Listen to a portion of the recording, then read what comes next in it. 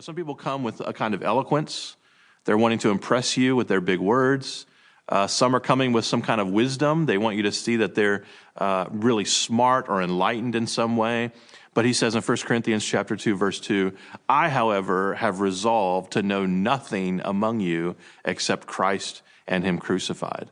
Paul staked everything in ministry around the message of the good news, Jesus Christ's life, death, and resurrection. For him, we don't have an open-ended purpose for the church. You don't just get to decide. It's not a blank canvas that we can put anything on. For Paul and the other apostles, the central idea of the church is the good news of Jesus. But the gospel isn't just an idea. It's actually power. This is why we would say that we ought to have a gospel-driven church. Our entire ministry ought to be grounded around the message of the finished work of Christ. And this begins to impact all sorts of things, like how we define success, of course, how we know we're on the right track. How do you know that what you're doing in ministry is going in the right direction?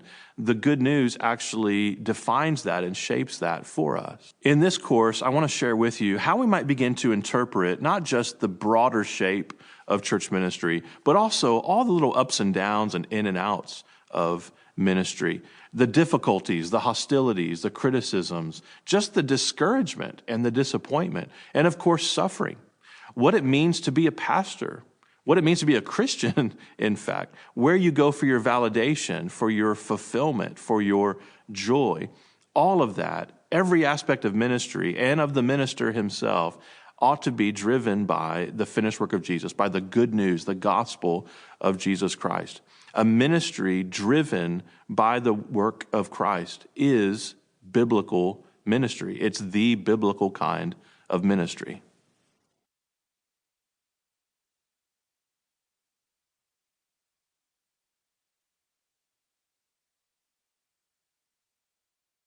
It was a summer between my 7th and 8th grade years. I was at youth camp. It was 3D camp, Camp Zephyr, which is somewhere near Corpus Christi, Texas. And it was hot. It was so hot.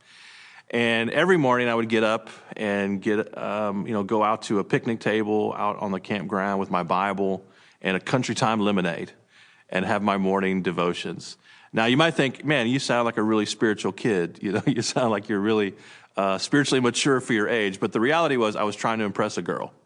I was trying to impress the pastor's daughter, in fact. And I thought, what better way to impress her than to be seen out having my morning devotion? So, I wasn't, my motives weren't entirely pure. I actually wasn't driven by knowledge of the word and a desire to spend time with God.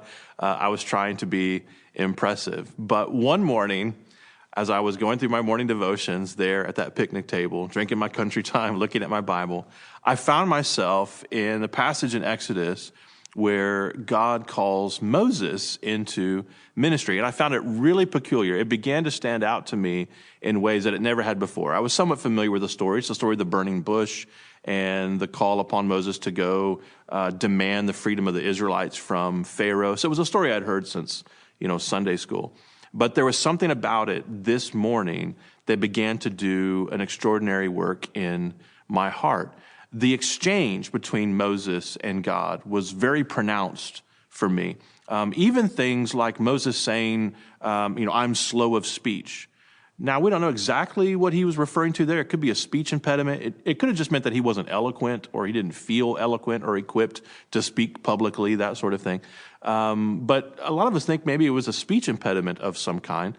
I was a stutterer from kindergarten. In fact, I struggled with stuttering all the way into college. But that just sort of resonated with me in that moment. Here's God calling the stutterer into ministry. But there were other aspects of it as well.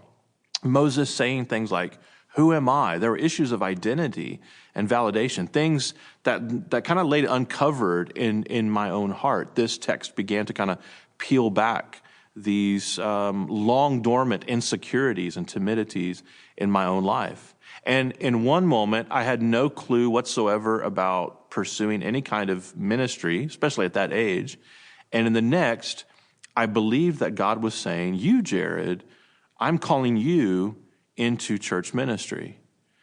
It was an alien idea. I didn't grow up in a ministry family. I grew up, going to church. I grew up with a Christian family, but my dad was